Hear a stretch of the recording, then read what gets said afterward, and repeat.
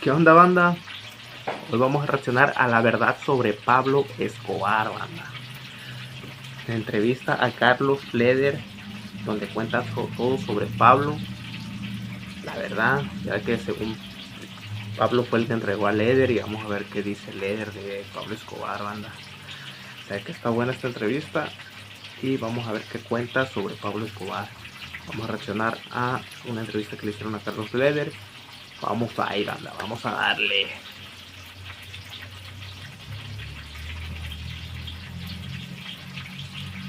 En Estados Unidos, aislado y sin ver el sol.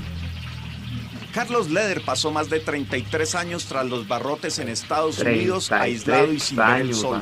Cuando yo fui extraditado, todavía ni los cumplo, yo tengo 29. 30 millones de habitantes. Hoy día somos 51.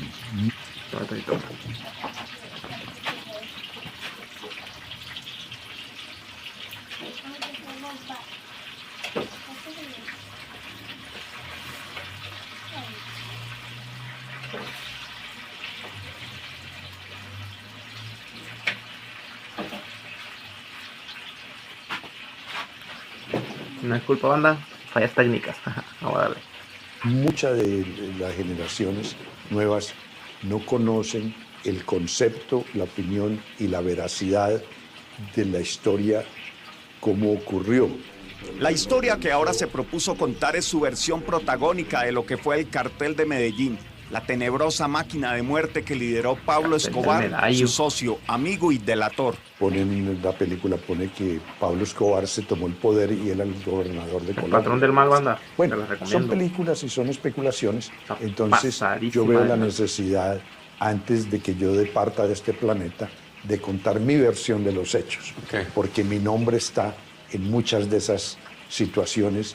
Leder ha escrito un libro cargado de nombres, datos y escenas reveladoras sobre la narcopolítica en los años del Cartel de Medellín. ¿Qué se propone con este libro? ¿Para qué lo ha escrito? Yo quiero en este momento reiterar que yo trazo una línea roja porque yo fui extraditado en febrero de 1987. El único crimen político que Pablo Escobar, del cual era el autor intelectual y sus pistoleros eran los autores materiales, fue el asesinato lamentable del ministro de Justicia, doctor Lara Bonilla. Eso ocurrió creo que en el 84, a mí me extraditaron en el 87, entonces todo lo que Escobar haya cometido de violencia después del 87, yo no estaba en Colombia, yo estaba preso en los Estados Unidos. El Leder 2.0, el hombre rehabilitado y arrepentido que dice ser, insiste en que fue un jefe narcoexcéntrico y aventurero, mas nunca violento, y que otra cosa bárbara y monstruosa fue Pablo Escobar. Según Leder, de 76 años, estuvieron juntos pero no revueltos. Usted dice ahora mismo el lamentable crimen del ministro de Justicia, Rodrigo Lara Bonilla, pero en ese entonces, o hace 40 años, usted justificó el crimen. ¿Ha cambiado esa postura? Ciertamente, sí. Yo era un rebelde, yo era un fanático de mi causa, de mis intereses, los intereses del narcotráfico, y felicité a Pablo Escobar por la muerte del ministro. Pero vuelvo y le reitero, esa era mi posición en esa época. Yo no tengo absolutamente nada que ver con la muerte del ministro. Yo le reclamé y le dije, mira, Pablo, usted mató al ministro, no me avisó, nada. Y el presidente Belisario firmó mi extradición, que la tenía en el escritorio sin firmar. Entonces él me pidió excusas, esto y lo otro. Yo, bueno, yo lo felicito por la muerte del ministro. Eso ocurrió, sí. Hola, te presto 8,000 pesos y solo me tendrías que devolver 9,000. Además, solo tienes que rellenar estos formularios y listo. Yo lo felicito por la muerte del ministro. Eso ocurrió, sí. La historia de Leder es de película. Su reciente y sorpresiva reaparición en Colombia es la 10ª vida del gato. ¡Viva Colombia! Nació en 1949 acá, en Armenia. Su padre fue un ingeniero alemán que se casó con una manizalita. A los 16 años, Leder dejó los estudios y se fue para Nueva York, donde empezó a quebrantar la ley robando carros. Cuando ya expandía esa actividad a varios estados, lo cogieron y purgó una condena de 2 años para después ser deportado a Colombia. El alemán lo hablo básicamente, pero el inglés sí me tocó aprenderlo casi como el castellano. tantísimos años allá. Se instaló en Medellín y empezó a traficar con droga trayéndola desde Bolivia encaletada en su propio carro. Fue ascendiendo y montó Leather Auto, un negocio de carros de alta gama, su pasión. Aquí está la agencia de automóviles que fue un imán para yo conocer cientos de narcos que venían a comprarme. ¿Y era una fachada para lavar el dinero? Ciertamente que con dinero de la coca se traían los carros de Panamá y Miami. En los expedientes judiciales gringos lo llamaron el Henry Ford del narcotráfico porque Leather, con 20 y tantos años, dejó a un lado las mulas humanas que llevaban un par de kilos de droga y se inventó las rutas marítimas y aéreas con las que hizo llover toneladas de cocaína en Estados Unidos. Fueron muchas. Su fortuna llegó a ser tal que compró una isla en las Bahamas, Norman Island, con hotel, cabañas y pista de aterrizaje. Desde ese paraíso despachó centenares de aviones y embarcaciones a reventar de coca propia y de sus compinches. No sé cuántas docenas de toneladas de cocaína pasaron por la isla. Yo compré la isla aproximadamente por $2 millones. Eventualmente el gobierno o los gobiernos van a confiscar esa fortuna. Y así me ocurrió a mí, la isla la confiscó el gobierno de las Bahamas. Así se posesionó como uno de los jefes del cartel de Medellín y junto a Pablo Escobar combatió la extradición. Lo hicieron combinando todas las formas de lucha. Reitéróle que tanto Pablo Escobar, tan brutal y violento como era, y mi persona, que era pacífico, pues él le hizo monumentos al Capone, yo le hice monumentos a John Lennon. Entonces, éramos como el agua y el aceite filosóficamente. Negocios, el dólar nos llamaba igual. Pablo Escobar formó su movimiento político en Medellín, yo formé mi movimiento político en Armenia, denunciando un tratado de extradición que era ilegal. Hemos venido haciendo una gran campaña a nivel nacional contra el nefasto tratado de extradición. Su postura sobre la extradición no ha cambiado. ¿A hoy usted está de acuerdo con la extradición de colombianos a Estados Unidos? No, no estoy de acuerdo, pero es legal, que es la diferencia cuando me extraditaron a mí, no era legal. A inicios de los 80, los extraditables lideraron la creación del MAS, acrónimo de muerte a secuestradores, un grupo narcoparamilitar que se propuso exterminar a integrantes de la guerrilla y delincuencia común que cometieran secuestros. Yo fui secuestrado aquí en Armenia y logré fugarme y escapar de los captores. Con una herida además, ¿no? Sí, eso en cierta forma me salvó porque cuando me dispararon yo caí privado y lleno de sangre, entonces no me amarraron. Y cuando el jeep salió de la carretera destapada y entró al pavimento, yo ya me desperté un poco y oí carros pasar, empujé al chofer y me lancé por la ventana del chofer. Entonces ya en la carretera me caí y corrí hasta donde no aguantaba más. El MAS pronto se salió de control cometiendo todo tipo de fechorías y asesinatos. La creación de ese grupo, que fue precursor del paramilitarismo, ¿fue idea suya? No. El MAS lo creó Pablo Escobar y otros en Medellín a raíz del secuestro de la señorita Marta Nieves Ochoa. Pablo, que era el hombre de armas, contrató ex policías o ex militares o gente preparada, gente que sabía manejar las armas, y formó un grupo y se lanzó a confrontar a los secuestradores. Leather escribió una proclama en respaldo al MAS y en esta aseguró que los extraditables pedirían a Estados Unidos sillas eléctricas con incineradores incorporados para sentar allí a sus enemigos. Yo acababa de ser secuestrado, estaba lleno de ira contra los secuestradores y expresaba ilimitadamente mi deseo de que había que combatir este fenómeno del secuestro, el sentimiento de mi dolor y mi odio hacia los secuestradores. Y en eso expresé esas palabras.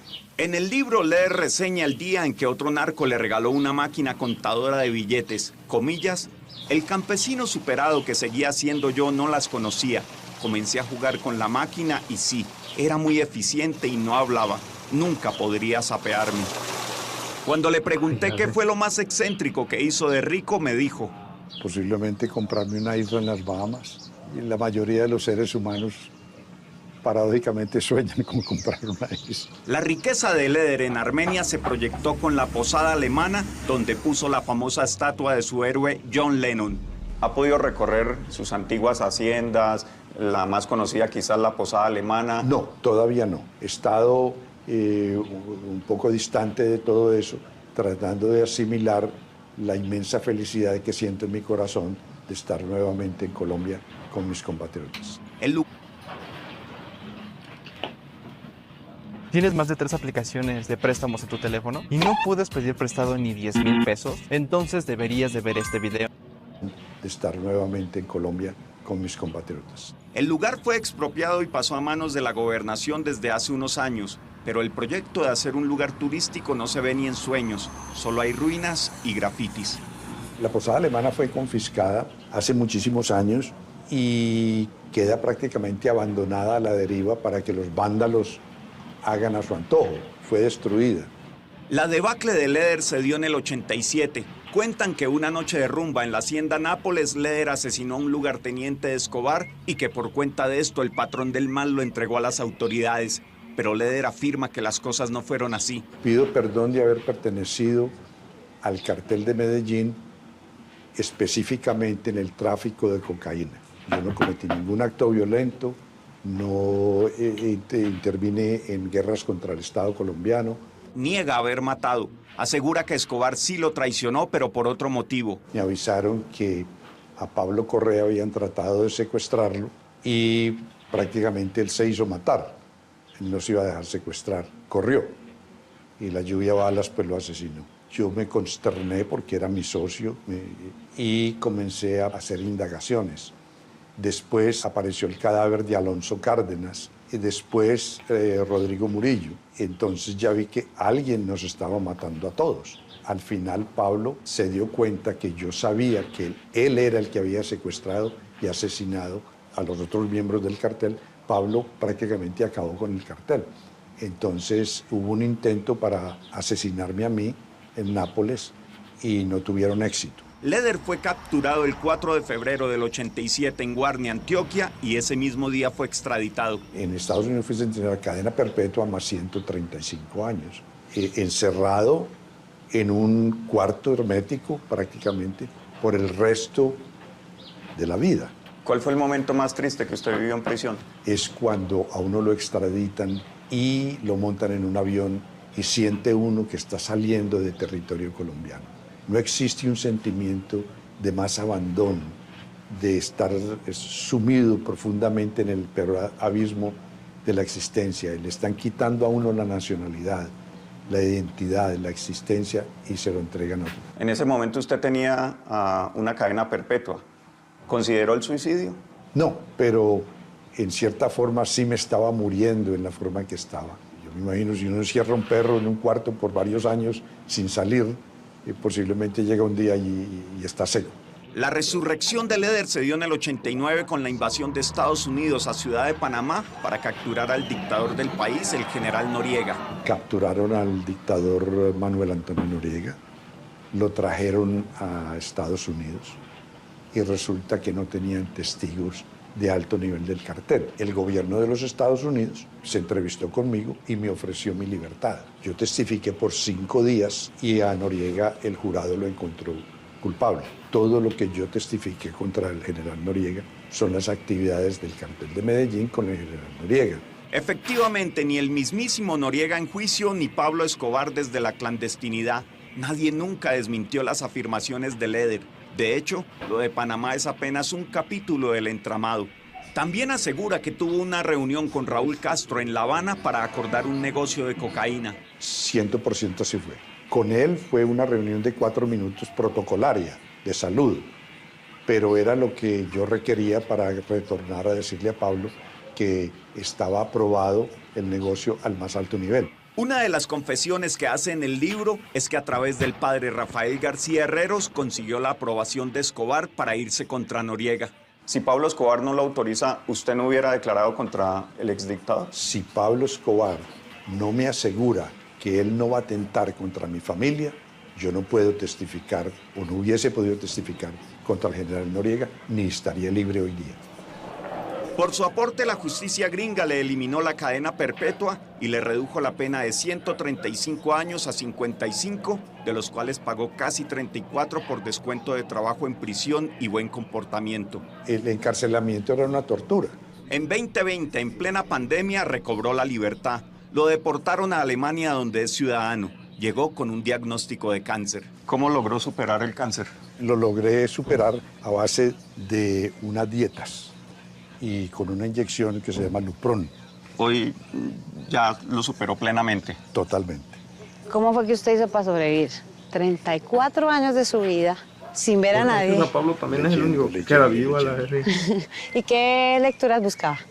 Buscaba inmensa cantidad de lecturas de gente famosa que ha escrito su vida y sus biografías. Y ahora regresó a Colombia para promocionar lo que llama su testamento escrito. Él dice, sí, es mejor vender libros que coca, dice. Entonces sí, creo que lo prefiero vendiendo libros que coca.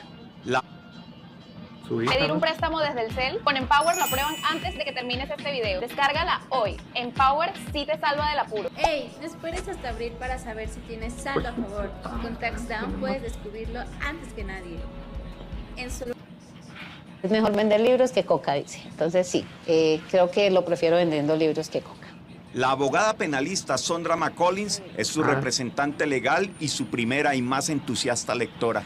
Un hombre que pasó casi 34 años de su vida leyendo, que le permitió estar lúcido, porque dentro de las cosas que yo hablaba con él, lo que me decía era, un libro me permitía estar fuera de la celda.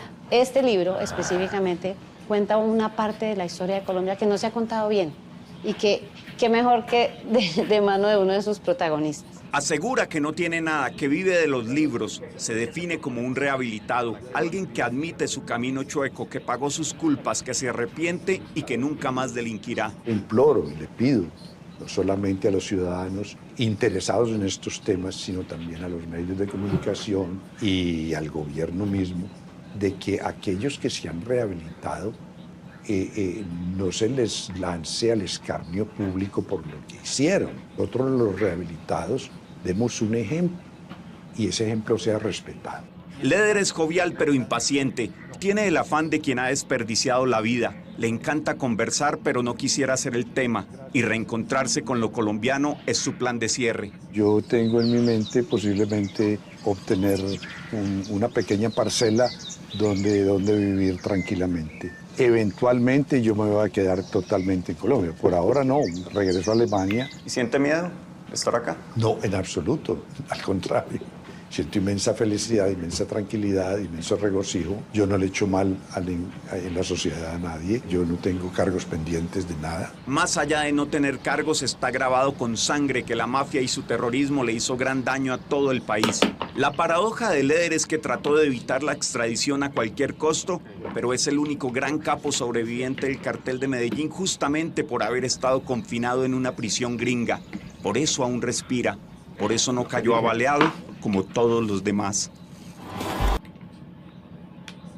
Empecemos del lado. Es lo que dije, banda. Pues gracias a Pablo que lo hayan encerrado. Es uno de los que quedó vivo. Y varios pistoleros, ¿no? Bueno, Pelle era uno de los más famosos que quedó vivo, pero ya murió. Pues ahí está toda la verdad sobre Pablo. No es toda porque la entrevista dura como 1 hora y cachito, pero esto es lo más resumido. Ahí quedó el video, bandita. Espero que les haya gustado y nos vemos en un próximo video. Saludos, banda. No olviden suscribirse. Y dale like.